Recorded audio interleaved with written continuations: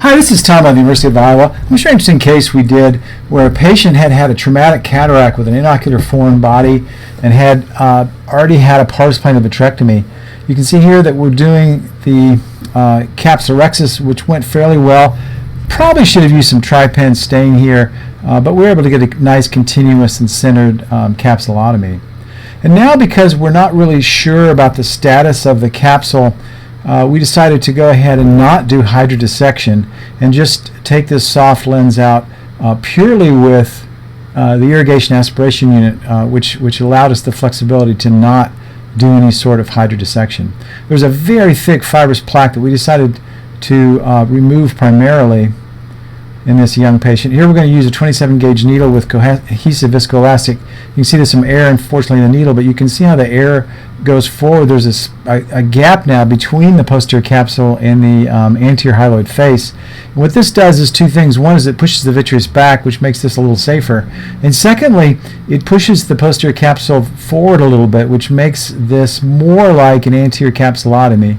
It makes it a little bit easier. You can see it gets stuck right there, but fortunately it continues to be a decent sized posterior capsulotomy. And we're going to go ahead and remove this in one nice round piece. It's a little bit too big for us to capture with the posterior capsule, so we're just going to capture the lens with the anterior capsule. But we were able to get this out, which should give a lot better immediate vision. And I'm not sure if we could have yagged this. It's very thick posterior capsular opacity. So now we're going to control our chamber here with some dispersive viscoelastic. We're going to form the sulcus first. Then we're going to put some right at the wound just to keep this chamber formed. Make it a little bit bigger because we're going to use an MA60 with a B cartridge, so it needs to be a little bit bigger. Here we're going to use dispersive viscoelastic in the cartridge. We're going to place this MA50 lens. We're going to make sure that that trailing haptic is protected with that little knob there from the plunger. Now as the plunger goes forward, we make sure that the leading haptic is nice and out. Now we're going to rotate it around so that the leading haptic is flat and right side up.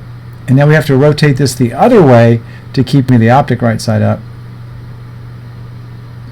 And so now most of the lens is in the sulcus. We're going to place the second haptic in the sulcus. And now we're going to prolapse the optic posterior so that it's captured by just the anterior capsule. So it's in the traditional optic capture position.